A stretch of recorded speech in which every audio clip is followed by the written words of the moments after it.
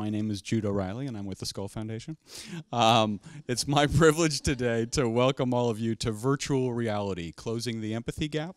Like many of you, perhaps, I first heard of virtual reality actually as a military technology, something that the Israeli military and others use to protect the craft of warfare, shall we say. In today's discussion, we'll dive into virtual reality as a force for social good. This session will be moderated by Francesca Panetta, Executive Director, Virtual Reality at The Guardian. Francesca leads our discussion not simply as a journalist, but as a practitioner and digital artist in her own right. She led immersive innovation at The Guardian for the past 10 years. Please feel free to read more about Francesca and her work in her bio on Skoll.org. With that, I'll turn it over to Francesca. Thank you very much, and thank you for inviting us to do this panel today about VR and empathy, and bring together such a wonderful panel of guests as well today. Back in 2015, Chris Milk, the filmmaker and entrepreneur, called VR an empathy machine, which precipitated a whole load of discussion around whether this medium was in itself empathetic. And what that meant in terms of impact, especially for people who are interested in social good. Last year, the Harmony Institute produced a paper which said that saying that VR was an empathy machine is like saying that a paintbrush is an art machine. So we're going to talk about whether VR is inherently empathetic, what that means, how we make empathetic films, if that is what we want to do. I'm going to get the panel to introduce themselves, but we're going to look specifically at 2 or 3 case studies that were made by the group that we've got today, and we'll see some clips of that later. But I think very briefly, we'll just kind of go down the line and introduce ourselves. So Gary. Thank you. My name is Gary Haugen. I'm CEO of International Justice Mission. We're the largest anti-slavery organization in the world. My name is Raja Ebenezer. I'm a lawyer in International Justice Mission. I'm come from India. My name is Lindsay Branham. I am a filmmaker. I started a company called Novo Media, and I'm also a student in social psychology at Cambridge. Hi, I'm Nicole Newnham, and I'm an independent documentary filmmaker, producer, and director. And for the last few years, I've been producing VR films with the director, Lynette Walworth. Well, I'm Tashka Yawanawa. I'm the chief of the Yawanawa people. The Yawanawa people is located in the state of Acre in the Brazilian Amazon rainforest. And I'm a co-producer with Lynette and Nicole, Dove, and So we're going to start with the International Justice Mission's first 360 film.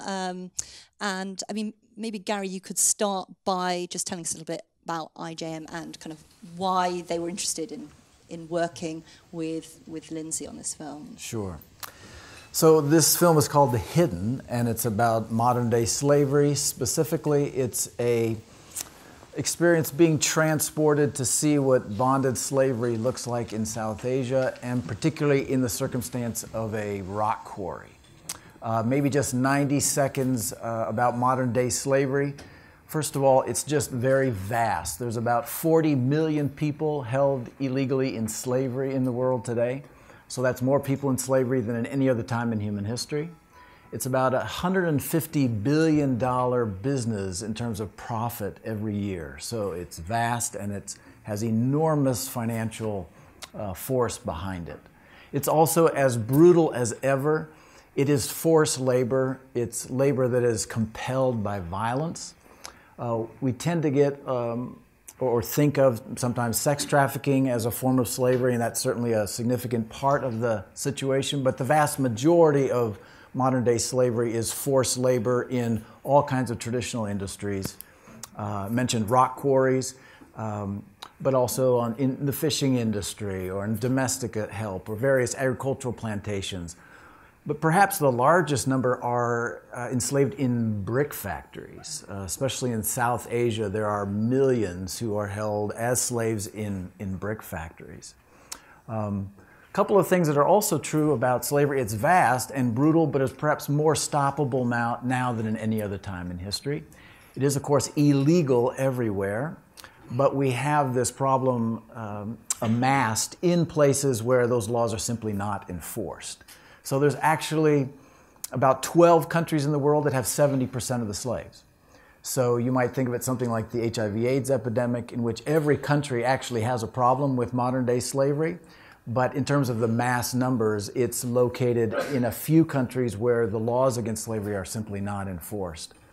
What's also true is we now have, we think, the vaccine that stops slavery. If you actually enforce the laws and if you have great services for the survivors, we now have the capacity to measure the way slavery collapses. So what this film tries to do is, in a lot of ways, transport the common person to be able to actually see this thing that is quite hidden from view. There are 40 million people that we almost never see in the circumstances of brutal slavery.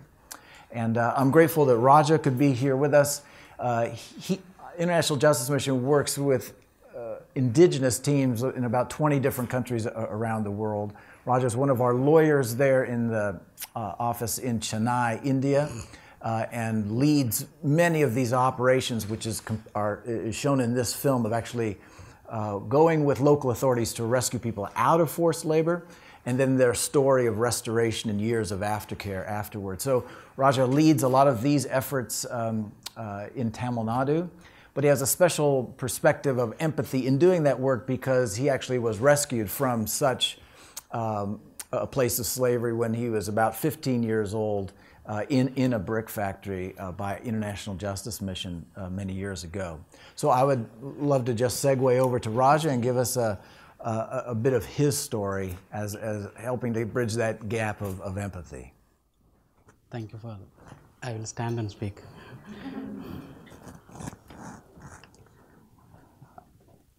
My name is Raja, which means king in English. But I have not always had the luxuries of a king or even the luxuries of an ordinary man. I am a survivor of bonded labor slavery. In 2001, my parents were daily wage laborers in Tamil Nadu, India. My parents wanted to get my sister married. It is the custom in India that the parents pay for their children to get married. But my parents did not have enough money for my sister's wedding. A bricklane owner approached my father and asked if he would work for him. My father got the money he needed for my sister's wedding, and he accepted a loan of rupees 30,000, which is 320 pounds in UK, and made a verbal agreement that my family would pay back the debt by working at the man's bricklane. None of us realized that this loan was made to trap us into a system where our basic dignity and rights would be violated. My parents went to the bricklane and started working. My younger brother and I stayed alone at our house as we were studying in school. My brother and I would ride 5 kilometers a day to get to school, both on the same bicycle. Seeing how difficult it was for us to be home alone, my relatives enrolled my brother and I in a government hostels. Government hostels provide free accommodation and free meals for children that live far away from home. After a gap of 3 to 4 months, my father came to our hostel along with one of the manager of the bricklane. The manager came with him so that he would not run away. Both my parents were forced to live and forced to work in the bricklane and were not allowed to leave. I thought, if we all work as a family, our debt would be repaid sooner and we will be free. So I started going to the bricklane. The bricklane owner forced me to work more than I wanted to. Slowly my trips to school became less and my trips to the bricklane became more frequent. Eventually, I completely stopped going to school and only worked at the bricklane. The work at the bricklane was tough, very tough. We had to begin our work around 11 p.m. at night and only finished at 6 p.m. the following evening. We didn't even have enough time to eat one proper meal. It was an endless cycle of 19 hours working, continuous verbal abuse and humiliation. Although the wages we were legally entitled to receive were enough to pay back the debt quickly, but the debt amount only grew because of the high illegal interest rate.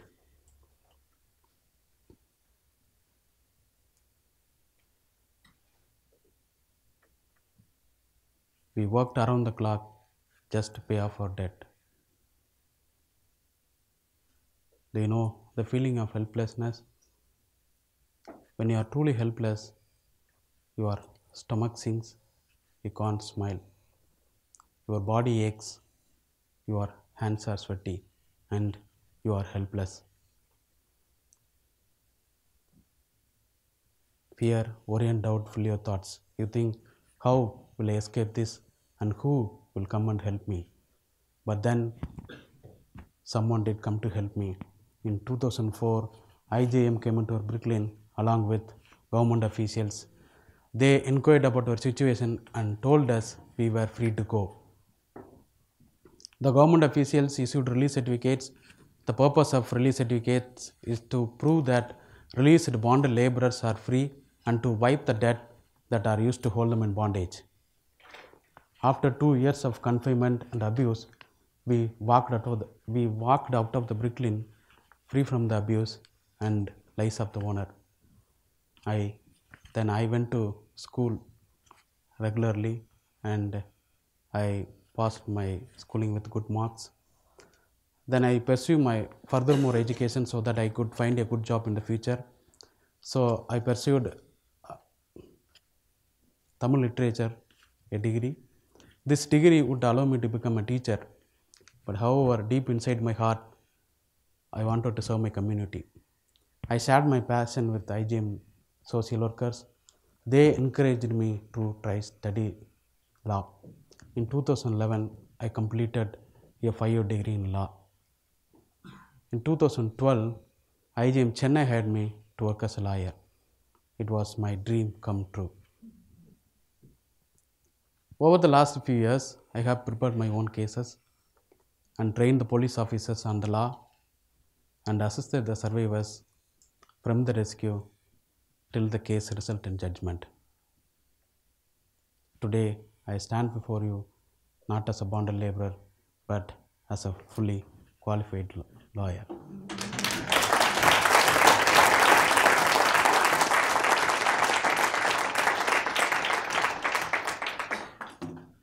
Please continue to journey with us as we provide help to the helpless of our world. God bless you all. Thank you. Thank you, Raja. Lindsay, could you set out The Hidden for me? Tell me a little bit about the film and we'll watch a little extract as well. Tell us a little bit about the film first. Thank you so much, Raja, for sharing your story. And thank you to the Oculus for Good program. They made this partnership with IJM possible, and if you are an aspiring filmmaker or a nonprofit, apply. And they support films about really important causes. Well, when we got partnered, we set out and thought, okay, how can we tell the issue of slavery in VR? What would capture people? What hasn't been told? And my immediate idea was we have to film a rescue, which would be the hardest thing to probably try to film. And live action in VR, it's a lot. it can be easier to tell a story in retrospective, but I think in VR, telling something in the present as it unfolds is much more interesting and engaging. And so with Vera, who runs the creative department at IJM, we started exploring where in the world we could do this and what would be possible. It's honestly a miracle in a lot of ways that the government representatives allowed us to film this rescue operation. They're really sensitive, as you can imagine. There's so much that can go wrong tactically at any moment during a rescue operation. But a case had been identified. There was a family of 10 that had been enslaved for 10 years in a rock quarry for a debt of $70 US. And IJM had gathered evidence of abuse of this family. It was confirmed that this indeed was a bonded labor case, and then they had worked to mobilize the government representatives who would actually be leading the rescue operation. And how these things happen, I mean, there's no warning. You show up, and you might or might not confront the owner. You might or might not even find the bonded laborers on site. And a lot has to go right in order for the rescues to happen successfully. And so that's what we set out to capture in the film. It's 8 minutes, and it premieres at Tribeca next week, which we're so excited about. But it was just an unbelievable privilege to be present for that. I worked with a great Indian filmmaker who actually was the one during the rescue holding the camera, and it was an amazing collaboration. But to be present, I was down the road in a car, but to be present as freedom unfolded for someone, I will never forget that for the rest of my life. And then to have the opportunity now to allow others to participate in that, and trying to kind of collapse, I'm not really as interested in just witness, but trying to collapse some of the folds of witness so that presence can really emerge, and you can have your own experience in this experience. And I think it does that. And that someone could be present while little Amu, she's 6, she was one of the little girls rescued that day, and now, 4 or 5 months later, she's doing so well. It's just so beautiful. So that's the film in a nutshell, and I think we'll just play the 1 minute.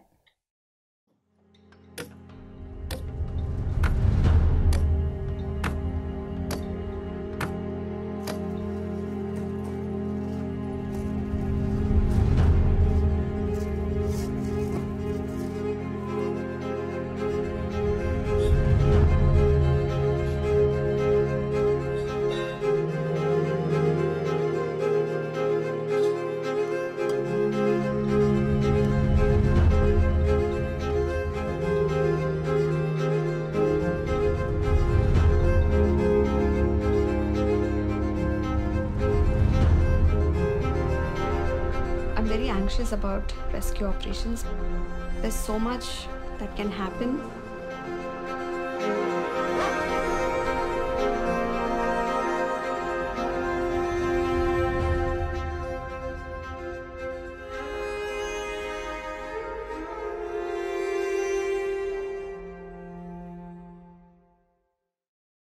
To see the rescue. Yeah, Raja, when you saw the film for the first time, what was your reaction? For me? Yeah, for you.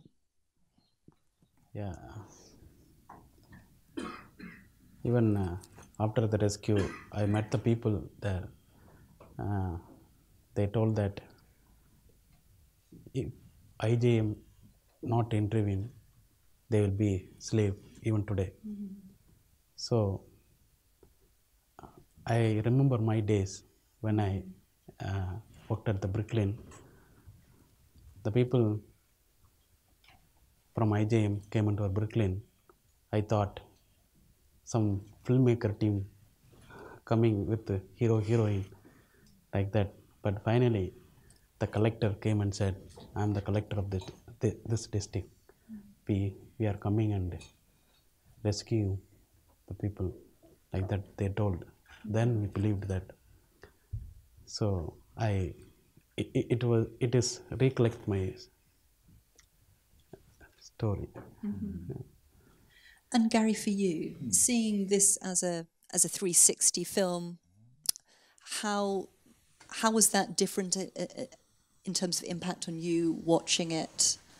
rather than a flat film?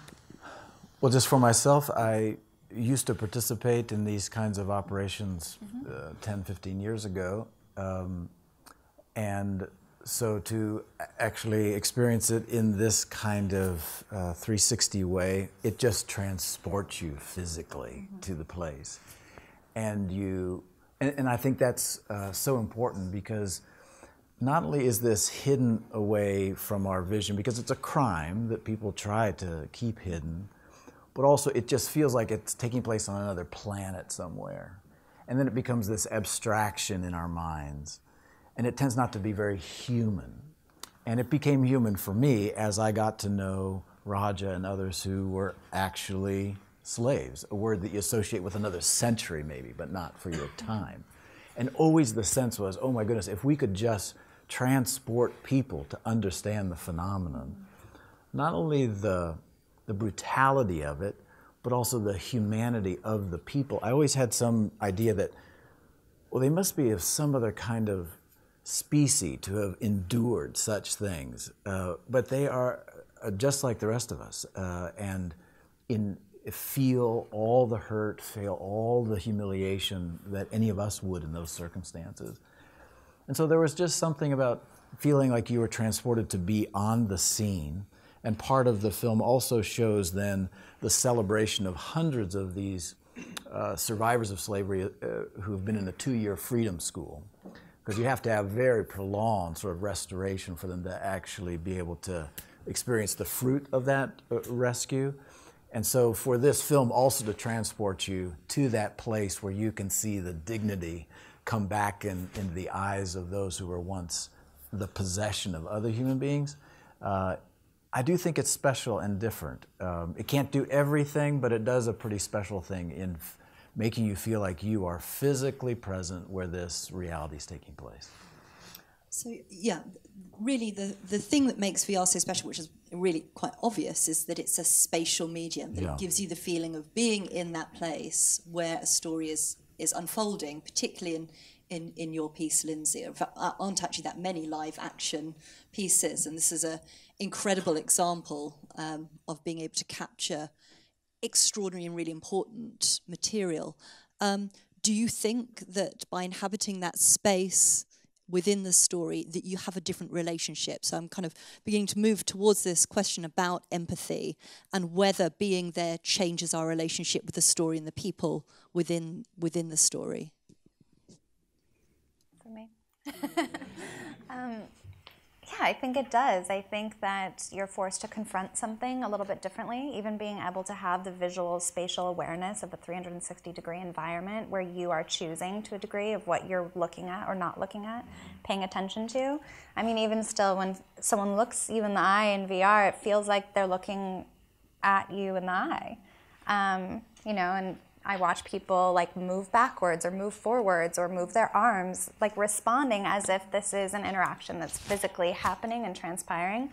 You don't do that when you watch a normal film.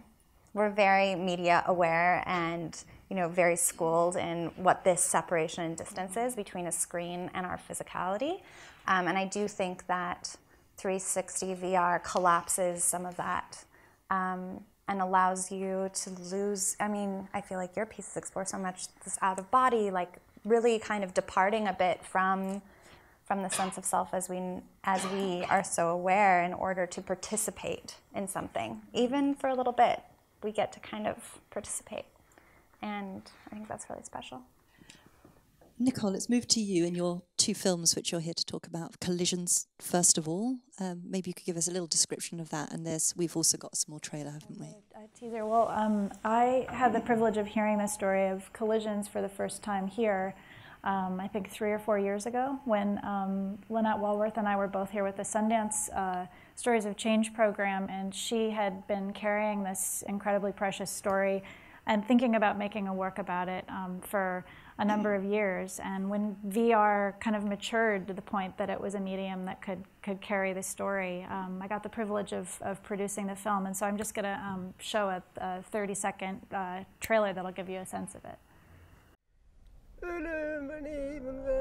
This is my grandfather, Nyari Morgan. Neri says, "Welcome. You come from a long way away." In the 1950s, when Neri was still wandering nomadically in the country, he saw something he had no words for. This is where Neri's story starts. Now I am become death, the destroyer of worlds. I suppose we all thought that, one way or another.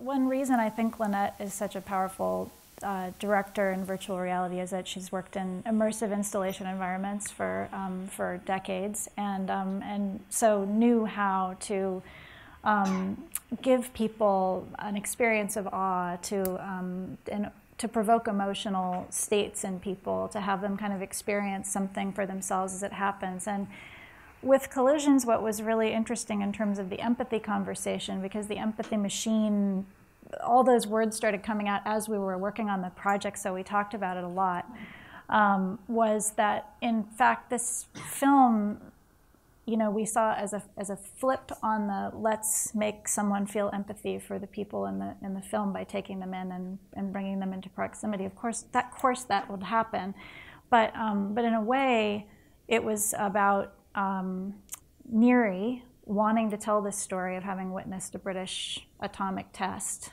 before he had met any Western people. That being his first point of contact with Western people was witnessing an atomic test in the outback, and him really wanting to tell that story because he really wanted to communicate something about the way his people, the Martu people, experience and take care of the land.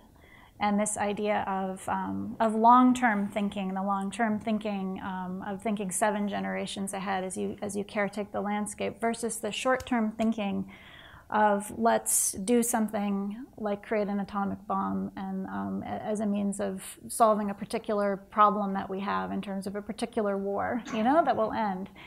And so it was always envisioned as a way of a kind of creating a virtual meeting between the viewer and Neri, and between Neri and Robert Oppenheimer.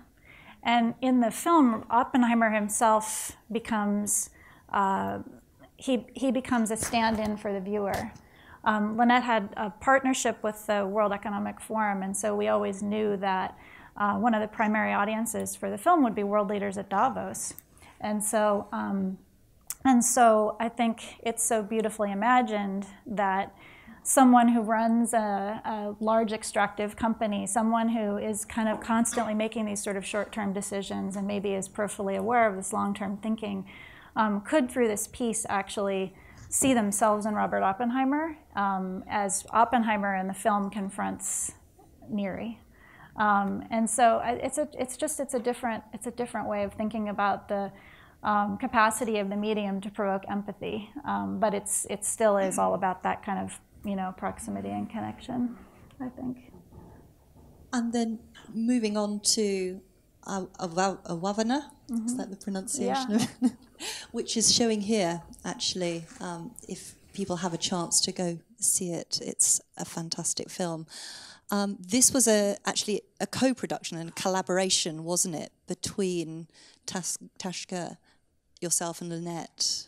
Maybe you could talk, the two of you, about how the idea came about and a little bit about that film as well.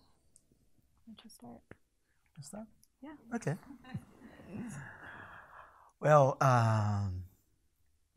actually, I met Lynette here on the SkollWF forum, and she was telling me all this kind of technology.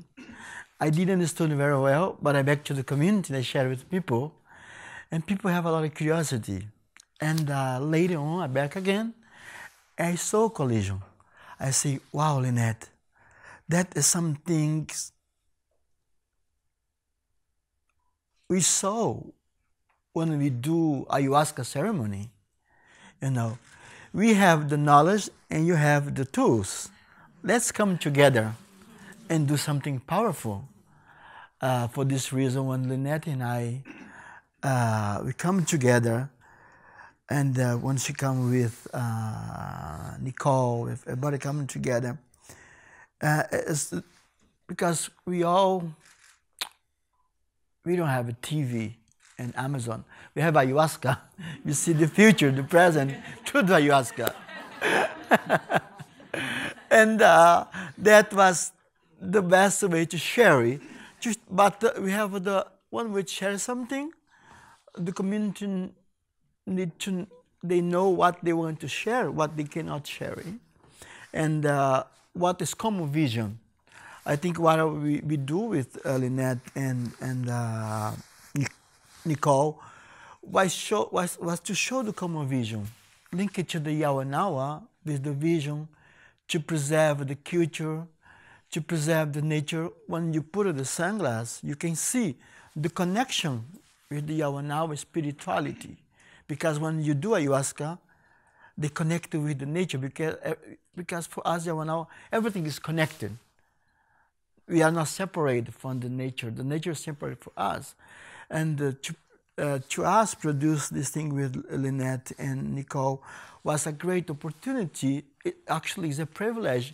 People like here and in Oxford, never been there, but you sit, put sunglasses, you're transported for that. This is a privilege. You know, go to the jungle come to visit you. That's amazing. I think this is a really interesting example of a kind of co-creation piece, which we've been talking about a lot over the last few years, about representing stories faithfully by co-creating rather than making stories about communities. And I think especially when we are talking about empathy, really this kind of co-creation model, I think, is a great one, in terms of, if empathy is about trying to understand the knowledge, the feelings, the experiences of communities, to actually co-create together, I think is extremely important. Maybe you can tell a little bit about the practicalities of how that works, because with extremely new technology, explaining this to anyone, I can say from experience, just explain it to our journalists in The Guardian, how it works, how your everywhere is going to be filmed can be a challenge. So with a community where they don't necessarily speak English, where it's you're scanning as well as filming, how on earth did you manage that? Well, I mean, the story we were able to workshop a little bit together with Tashka and his wife Laura, who's the head of the Yawanawa Cultural Association, at Sundance, as actually part of the Skoll partnership, which was great, having the time to spend you and Lynette talking, and then sort of also trying to figure out how are we going to practically make this happen.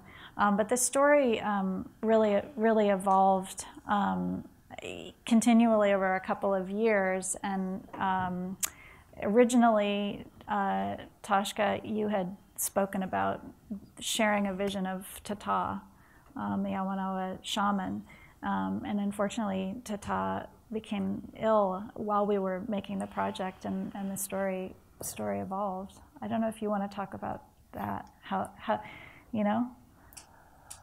Yeah, many people, ask you how indigenous people deal with technology. Like native people, indigenous people from Amazon bases, they come from oral tradition. Every time one elder, like a shaman, die, looks like we are burning a library. The whole knowledge go with him. And we have this vision with Tata, and the first thing I shared when I met Lynette was to do a documentary about Tata, but to decide what to do beyond of like this, because we produced one documentary about Yawanawa with 1 minute in 2006. But when I saw the VR technology, I say, wow, that's going beyond exactly what we want to show. That's the vision. And when two visionary people come together, something needs to happen. That's happened with me and Lynette. We come this vision, something happened. And our Venice come from that vision. And the vision was produced with Tata, and But Tata was passed, and we saw Hushahu. Hushahu was the shaman. She broke the whole Yawanawa taboo to be the first woman shaman. And she said, and Hushahu is a very inspired woman, not just for the Yawanawa, but the entire world. And we was really happy when in Sundance, Hushahu saw the VR, and she was crying. And I was like, what's happened? She's crying. She said herself, she said, that was Tata vision. That was my father vision. How the technology did something like this. It's unbelievable, you know. And you say, Tata vision never going to die because we record it now. Now, you say, I'm really want to back and show my mother because my mother never have a courage to drink ayahuasca. And now she put on sunglasses and can see the vision. That was going to be a question of mine, was how faithfully you really can represent something like taking ayahuasca. We made a film at The Guardian about what it's like to have autism as a teenage girl, and it was very, you know, it was a tricky project to make because, well, first of all, different people's experience of autism is very different, but also you're very limited to the visual tricks that we have. So, you know, with the point cloud techniques that you've got within the film, within the limited interactivity that we can use on these headsets, how you did really feel it was a very kind of faithful version of taking ayahuasca? Well, I drink ayahuasca before I born because my mama drink ayahuasca. I'm 44, I drink ayahuasca. Well, I think what we saw when you put sunglasses, what we call common vision. What's the common vision? Common vision when you do ayahuasca, the nature talks to you. You can see the spirit. That's a common vision we showed. Like personal vision, when ayahuasca talks to you, this is personal, you cannot share because it's your own experience. And what the Awavana show is you immerse into the Yawanawa cosmovision. You immerse under the tree. And certain point, the waters come to you, involve you, the spirit of the water. Certain point, you go to the spirit of the house. That's common vision. I think when the technology brings that, that's like a miracle. This might be a good time actually to watch the film, the little film you've got, the making of it, do you think? To give a sense of it? Or do you not think we... Well, maybe not, just because not, okay. well, just because it's here and people sure, can see it. Sure, people can go and see it. But what I was thinking was really interesting about what Tashka just said was about the science that's in the film, which is Lynette called me up about maybe 3 weeks before we left and said, I really want to take this fluorescent scientist with us on the trip. And we already had, you know, a plan for how many people, how many canoes, how much luggage, 3 different cameras. It was crazy, everything we were bringing down into the forest. And but I trust Lynette, and she had worked with this fluorescent scientist in the past and making this beautiful immersive piece about coral. And so Anya Salih, the scientist, literally spent every night with a hunter from Tashka's village going out and finding fluorescing bugs and collecting them in a little terrarium that was unfortunately right by my head. And they would glow beautifully at night. And then those bugs are the bugs that are revealed. And so so you're seeing the fluorescence of the insects in the forest, but the Yawanawa had never taken, you know, a yellow filter and a blue light to reveal the fluorescent spectrum of those insects. But when your mother saw them, we took her in a tent and showed them, she said, oh, that's what we see in the vision, you know? So it's revealing things that the Yawanawa can see that we weren't able to, and they have their technology of how to see those things, and we're using ours. The same with the point cloud data, the LiDAR scanner. I mean, you're moving through, it's manipulated beautifully, but it's actually the forest. It's actually that leaf, that tree, you know, those places. So I think it is kind of philosophically, you know, giving you also that experience of seeing the reality in front of you in a different way, which is so important for people like us to see. So I think we've got a kind of, as best as we can in words, given a bit of an overview of three really very accomplished films in 360 and VR.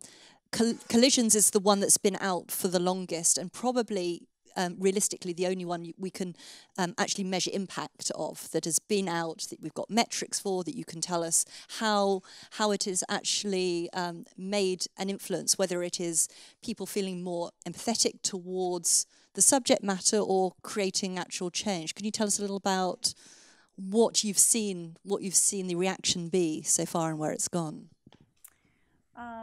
Yeah, it's been an incredible journey. We did take it to Davos initially, and that was a very powerful reaction. We did have heads of extractive industries that we had imagined coming up to us and saying, you know, I want you to know I may be the head, you know, of an oil company, but I'm with you. And people very, very moved, and that was powerful. And because of that particular high-profile presentation, we were able to then get invitations to take it to places like the Comprehensive Test Ban Treaty Organization meetings, where we were brought into closed-door sessions, which is another really great thing about VR, is you can take these portable headsets and you can get into very high-level meetings and show it to people, you know, the 10 people who are trying to figure out the nuclear safety of the world, all of a sudden, you know, putting on the headset, which is, like you're saying, it's sort of the power of like a new technology. You can get people to pay attention to something that they might not otherwise pay attention to. At that same meeting, coincidentally, Lynette ended up showing the film to the gentleman who would decide if a uranium mine on Neri's land would go ahead, which was an issue that was very important to us, but is very gently touched on in the film, because we're really trying hard not to make a didactic, you know, prescriptive film or an issue-based film, but more really giving people an experience that can kind of change their way of thinking. And that opened up a conversation that led this man to say that he would reach out to the Martu people and talk with them if the mine were ever to get to the point of really going ahead. And that's one thing I really feel strongly about in VR, is you don't have to, a film doesn't have to get collapsed to a flat issue. Yawanawa is about the environment, you know, it's about spirituality, it's about indigenous land rights, it's about culture, and it's about gender equity. It's about all those things, but it's within an experience. And so I think even though it's true you can't stuff a lot of facts, figures in VR, you can show how those things interrelate through an experience in a really powerful way.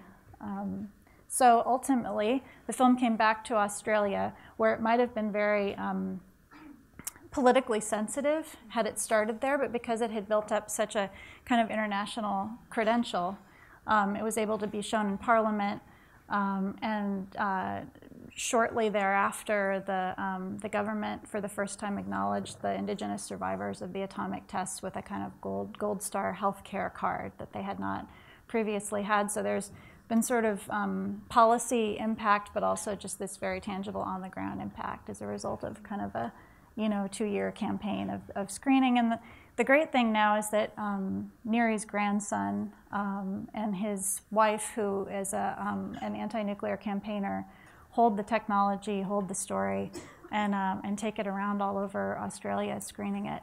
So, yeah. And is that going to be the same kind of strategy for the hidden, to, instead of looking at metrics and large numbers, to try and kind of tell people about this as an issue, to go for much more targeted, perhaps more kind of political audiences to exact change if possible, rather than mass audiences? And I ask this because I think this has been one of the real challenges with VR, has been accessibility. The BBC did a great report last year which looked at how people were using this technology in their houses. They took out a load of Gear VR headsets, they gave them to people, they downloaded pieces for them, and they then charted how they used these headsets. And it people find it tricky. They find the technology tricky, they find the headsets quite tricky, it's quite difficult to find material, the discoverability is hard. And so we see the kind of incredible potential for impact once you've got this headset on, but I guess for the hidden is the aim to do a similar kind of campaign as Collisions had, and not worry about kind of numbers and metrics, but we were talking about kind of training, for instance, earlier on. Yeah, the mechanics of it all is still quite clunky for people, and I think at this stage probably useful to think of this more as a targeted media than a mass media. But I think the power as it relates to empathy is enormous, so we just need to experiment our way to its application. Perhaps the greatest failure of empathy of my life experience was the Rwandan Genocide. I happened to be sent over as the director of the UN's genocide investigation a few weeks after that was over. And so I'm sorting through thousands of corpses of people who've been butchered, and you just think, wow, if you could have transported somehow people to a sense of what was happening, you would have been able to perhaps move some urgency to address it. And to go over there and to stand in the midst of it afterwards does not feel good at all. And still in the United States anyways, most people have probably heard of the Rwandan genocide because of a movie, the Hotel Rwanda. So there is this sense of the disaster of modern day slavery, and this sense if you could especially transport some now targeted audiences to actually experience it at a human level, it might be one of many strategies that would work together to get people to engage. So I think we'll just be exploring that, but I think if you're not experimenting and trying, you'll never get to the place you actually would want to be. One of the things that Raj has pointed out, maybe you can share, he's anticipating the power of using this to help train Indian authorities, because in many ways it's very important for Indian authorities to also care about this problem in the community. But if it's an abstraction, something very distant and hidden, they might not. So maybe you would say a word about that. Yes. I remember in a few years back when we go to the government officials and we gave the information that somewhere the bonded laborers are working, we need to rescue them. They said this is 21st century and we will not believe that the bonded laborers are working. Like that they said. But after that we met the superior officer, the collector, and then he instructed him to conduct a rescue operation. Finally, when he see the people itself, he confirmed that they are working under bondage. Then after that, we are doing training in this district, and we are doing training for the police officers and the government officials. It is make the change.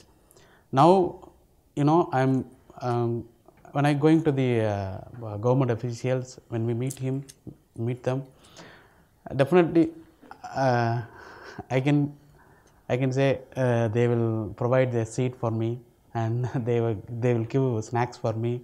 Actually, they are spending time with us because of the training we are doing. So that is the main thing. Lindsay, as a filmmaker, you've been thinking a lot about exactly what we mean by empathy. It's a term we kind of bandy around, and exactly what is it, and is that really what we're trying to achieve in VR, or is it other things as well? Mm-hmm.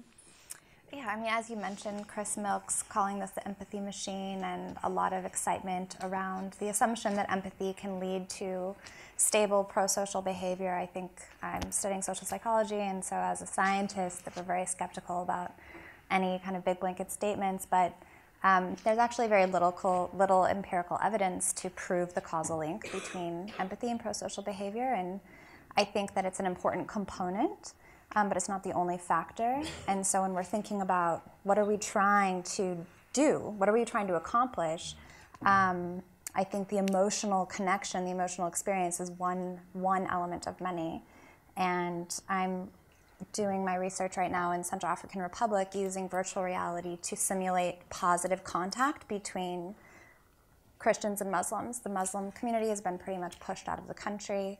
They've been blamed for a lot of the conflict, and so I created a film that is a positive representation of a Muslim man, and then showing that to the Christian majority and exploring, can this begin to kind of dismantle prejudice, and if so, what are the driving mechanisms of change?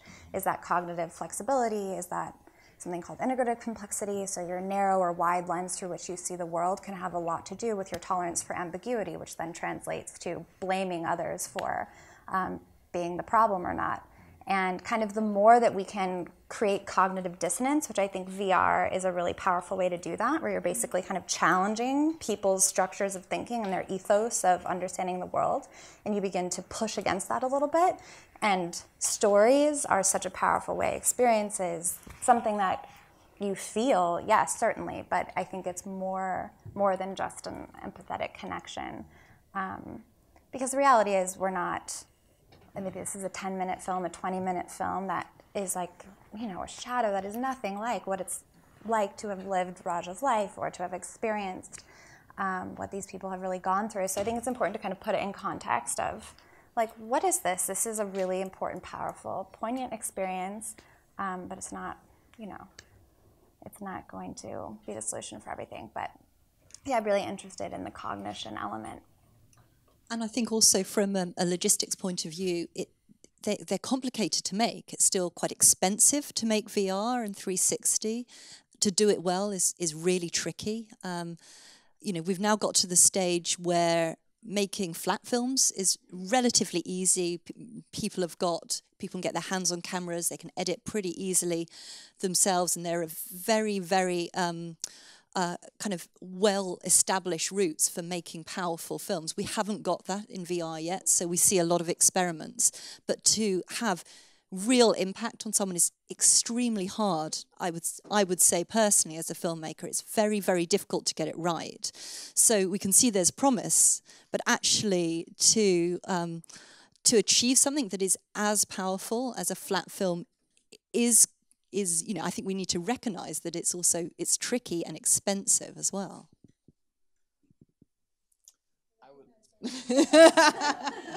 I would like to affirm the shout out to Oculus for helping with this particular project, because we would not on our own have been able to afford doing this. But I think if you see it, you will see it is a completely different experience of this phenomenon that you would try to articulate and explain to people, and you could get, you know, a decent progress in doing that. But to transport people the way this 360 experience does is special, and there are bits of it that are clunky and so forth, but this is going to be the way people are going to increasingly be able to experience the two different planetary systems that human beings live on, the places of incredible suffering and hurt and places of incredible prosperity and thriving, and to bring these worlds together. I just think this is an extremely powerful technology that we have to get good at for good. And will IGM make more 360 films? I believe we will, for sure. Yeah. Tashka, if we want to be relevant and powerful, I think we will. Tashka, would you like to make some of these films? Do you want your communities to be involved in more similar VR pieces? Yeah, I think so. This was a great experience. I wanted to turn to the audience to see if we had some questions at the back already. So we need to wait for a microphone, don't we? Okay. No, I think you need the microphone for the recording. I just came from watching Ywanawa, so I'm feeling like you all have brought incredible gifts to us. I'm blowing up with gratitude, so thank you, first of all. And then in my instinct in this place of gratitude is just to say, you have brought us amazing gifts. This is an amazing room of people with incredible resources of all types. If you were to make a wish, if we can help you with something, would each one of you say, what can we do for you? Who wants to start? It's Christmas time.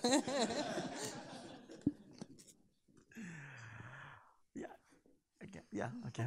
Well, you can do a lot. We are working this last 7 years what we call the Yawanawa Life Plan. The Yawanawa Life Plans is about how the Yawanawa see the future in the next 30, 40 years. We did the same reflection in 2001 when myself and my wife, Laura, back to work. I was chosen to be the new chief in 2001 when I back to the community. We did a big reflection. How was the Yawanawa in the past? What we eat, what we believe, what we dresses, how we paint our faces. Because in that moment, Yawanawa was really sad. We have so long experience living almost as slave people for the rebel helpers, for the patrons, and for the missionary, and the Yawanawa culture and the spiritual was almost die. And we do reflect how as we are right now and how we want to be in the future. And after 17 years, we achieve all what we want to do. If you come back to Yawanawa, like other day I was in Sundance, I met my friend Josh. He was me in 2001 in the community. And he was asking me think that was now another reality. The Yawanawa back in 21st century with the language, with artistic, cultural, and spiritual manifestation is really alive. It's another people. And we double our land. And that time we have 19,000 hectares the land. Now we have 200,000 hectares land. And now we are working this Yawanawa life plan. We have many things you can help in the Yawanawa life plan. I can contact me after this. I can show you. If I might chime in really quickly, it would be investment in excellent rendering of the experience of violence of people who are abused. Because there's been so much use of violence for entertainment purposes, for prurient purposes. But the thing that is so often hidden, and we can see this especially in the area of sexual violence, there's this world of violence that's just hidden in a way. And to be able to render well, which is what I'm so grateful for Lindsay's film, Hidden, because to be able to do this in a way that exalts the dignity of those who are the survivors of this, but also it tells how true and brutal it is, but at the same time not doing it in an exploitive way. Boy, that is a very hard thing to be able to do, but that's a reality I think that these are powerful tools to show, and I would love to see investment in that.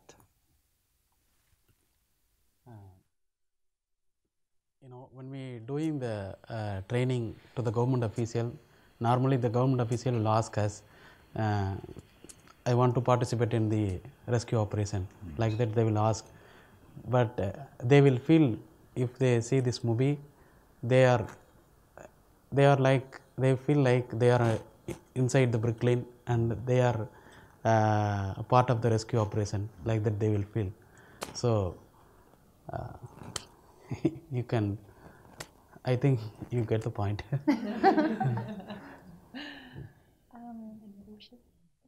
I don't know. I mean, I would love to collaborate with anyone who is interested in this technology, is interested in looking at the issue of prejudice, is wanting to dismantle harmful and poisonous ideologies between groups. I really want to figure out how to do that well and better, and our world so desperately needs that all over the world. But yeah, I'm just would be open to any type of partnerships. I feel the same way, and I think, Lynette and I have this series that we're working on, of which Collisions is the first and Ywanawa the second, and we've been starting to get invitations from other indigenous communities to do work with them as well, and I think our dream is that we would have the ability to take Ywanawa back and seed the technology, give the technology to the community. And have the Yawanawa completely able, to distribute it themselves, as well as then to be able to train and have the Yawanawa filmmakers making 360 films, and also to be able to connect the different communities with each other. But I think, obviously this was part of the goal to begin with, but you spend time in trying to tell these stories, you become even more convinced that if we don't listen to the knowledge and wisdom of the people who've stayed in the same place and figured out how to protect those places and figured out how to live with them, we're not going to be able to find our way, you know, to 7 generations into the future. So telling those stories, sharing those stories, and you know, listening to them is important. The Guardian, we are trying to find partnerships as well for VR pieces, so let me know. Hi. You.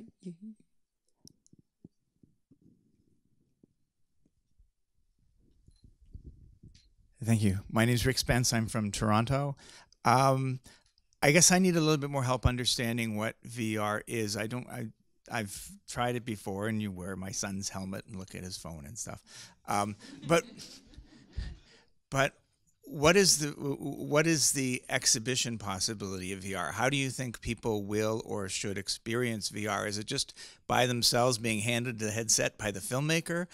Is it more scalable than that? And if so, how?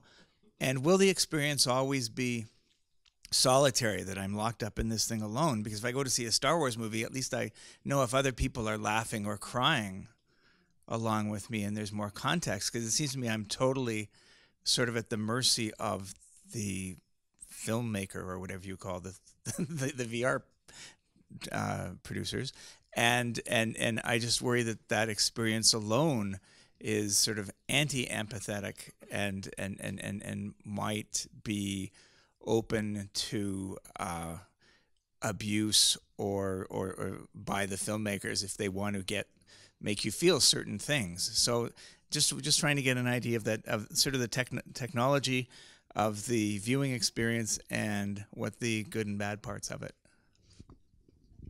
I can give a little bit of context from an industry perspective. There's certainly been a lot of discussion around the difficulty of the solitary nature of virtual reality, especially now we live in a world full of social media and it's all about interconnection. I mean, it's very, very early technology, and it will develop probably into wearables. You know, that is what is being developed at the moment. Glasses end up being contact lenses. But even with the kind of clunky technology that we've got at the moment, something that we're seeing a lot of this year, 2018, that's becoming very kind of fashionable is what's called multiplayer experiences, where even within non-fiction films, such as the ones that we're talking about, you can see multiple people in the experience who are taking part in the story in some way. So within the limited technical means that we have, that's certainly being acknowledged. The other thing that is being explored a lot at the moment is virtual reality cinemas and kind of emporiums, so that you're synced with everyone else, you watch them. There are forums for discussion for these films afterwards. Even though the setup is not great, everyone in lines with these helmets, as you call them, on, it's acknowledging that it is a problem. And so, you know, I don't think it will stay like that. I don't know if anyone else has got anything more to add to that. Powerful session at Davos with Collisions with 75 people in synchronized headsets, and following that presentation, when people took off the headset, you know, Neri was there and able to talk with them, and so I think you really can create powerful collective experiences out of that really intense one that you know journey that you go on within the film. But I do know people are playing around with ideas of kind of taking you, you know, if you have glasses on that would enable you to see a film, say sit in a theater and see a film, but then go somewhere on your own and then come back, you know, to a collective experience. And I think that it's only a matter of time before we start seeing things like that. We've been doing it with groups where we see the same thing at the same time, and then they are able to interact with each other about the experience. And domes as well, I would say, are something else you're seeing more of, these 360 domes where you don't have the headsets on at all. Other questions? Hi, in the middle there. Gidon Bromberg from Ecopeace Middle East. We've been working as an activist group for many years on trying to save the Dead Sea. And together with Sundance, they're helping us produce a flat film on the Dead Sea. But also, about a year ago, we had a VR company approach us about doing a VR film. And what is so interesting about the VR experience, and they've done some short films on it, some experimental stuff, is that it enables us to go and look at the problem where physically at the moment you can no longer go and look at the problem. So there's 6,000 sinkholes developing around the Dead Sea as it shrinks, and therefore it's today dangerous. So with this technology, people are able to experience something that they can't otherwise experience, or they experience it with great danger if they were to go to the shores of the Dead Sea. And we're grappling with the technology and the idea because it's extremely expensive, and we have to evaluate, is it worth the investment? But so one option that we're currently in discussion is to have a physical location, possibly on the at a location called Masada that has millions of tourists come to it. It was a palace of King Herod. It used to be on the shores of the Dead Sea, and the story would be told where the Dead Sea no longer is, so that the audience is coming to a fixed location, and so perhaps for environmental demise at specific locations, this could be very, very powerful. We're still experimenting and we're still discussing amongst ourselves, will this be powerful enough to force decision makers to stop the continued demise? And that's, of course, the only reason that we would join. Thank you. Any other questions? 2 here. Oh, sure. Great panel, thank you. So in all of the conversation that we have around VR, it is the idea of empathy is predicated on, and rightfully so, of course, on the idea that technology brings us closer. And I can't help but think about the origins of how technology is created, the social circumstances under which it comes to life. And if we look at, if we only look at, let us say, image-making practices in the past, let's say photography. So photographic emulsions were created in a way that they were only calibrated for white skin. They had limited sensitivity towards reds and browns and yellows. And in fact, in the 1940s, when Kodak had their first kits out, there was something called Shirley cards that said whiteness is normal. In the cards, white was considered normal. So of course, we have all of this history and writing and reflection that tells us that technology in how it is created is not essentially value-free, not necessarily ethically neutral.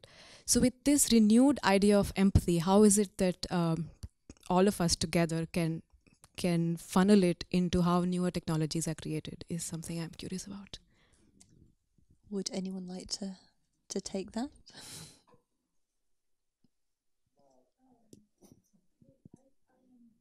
It was really, I think VR gives you the possibility, it takes away some of that that gaze, it disrupts that because it's seeing everything, and everybody in the community that you're filming knows everything it's seeing.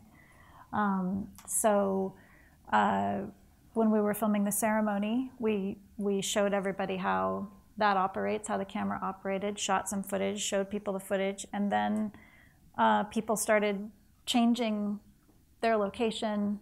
Hushahu started kind of directing, people should go here, they should do that, they should go there. So it's no longer kind of like a hidden thing on the part of the filmmaker, what's being focused on. And so I think that helps. I think that helps a lot, actually. I mean, for me, having been working in documentary for many years, I found that really revolutionary and really a relief, in some way. But I think the main thing with VR is just the way that it's so inaccessible, and that people, it's not. I think a lot of the big companies, are starting to do programs like Oculus for Good, which are really fantastic. But generally speaking, it's a software company kind of hierarchy, and it's not very democratic who's getting their hands on the technology. So I think that would be the best thing that could happen, you know, is efforts to make it more possible for more kinds of people to be playing around with it at the front end of the technology as it's being developed. I would just want to affirm the point of the difficulty of this, that it's just powerful technology that does have certain embedded norms to it. And people are going to figure out how to use this technology for bad as well. The same way social media and so forth, powerful platform for connect people well, also it can be an incredibly powerful platform for hate and other violence. So again, that's why I think it's important to get good at these technologies for good, because they can also be deployed for quite bad purposes. And so I think just part of getting in and working at it and appreciating the ethical dilemmas that are involved is, with eyes wide open, is really important. And I guess just to add to that, I mean, the reality of how inaccessible all filmmaking technology pretty much is to most parts of the world. You know, forget VR, but I'm in Central African Republic last week, and there's some amazing filmmakers, and they have like old equipment, and they save it, and they keep it functioning so that they can make their media, and I'm showing them these VR films, and they're like, well, when can we get to use this ourselves? Like, when is this coming here? And I'm like, I don't know. The reality of how expensive and difficult it is to offer proper training and education and just resources, I mean, that's a huge problem and something that we should all be thinking about how to solve in order to really decolonize storytelling, decolonize filmmaking and VR. But who is, I mean, I think co-production is so beautiful. Like, who's making these? Who is actually the one then getting to use those in their communities in the way that they want to? And I think we have so far to grow in that. I think we have time for one last question over here.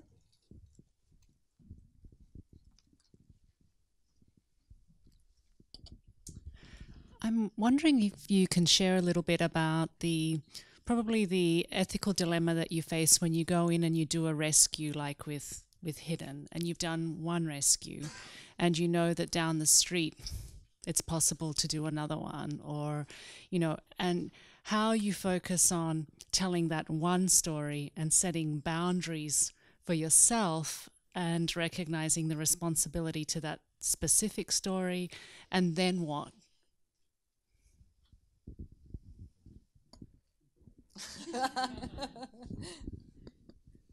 There's no easy answer apart from the wrestling with those precise questions.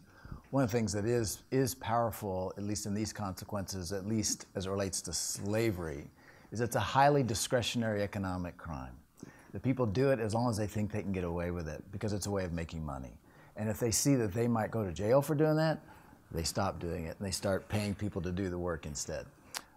So the power of deterrence is an important power behind even the story itself. And but rendering that wisely, given all the complexities, they just have to be wrestled with for sure. Yeah, great question. Anecdotally, that the rescue and the Hidden, later that night, all this local news media came when the family was at the regional district office as they were waiting for their release certificates, and they interviewed them and did all these stories, and then that was put out into the news immediately. So talking about deterrence, I mean, that's a great example of, okay, bonded laborers exist. This is a reality that they will get rescued, and then you'll be held accountable. And so that was important. And you now have metrics where you can measure where now slavery in that community where there's been enforcement action has been reduced by 50%, 75%, 80%. So now the capacity to measure that impact is important. Okay, well, I think we're out of time. I wanted to thank such a fantastic panel. Really, really lucky to have you all here.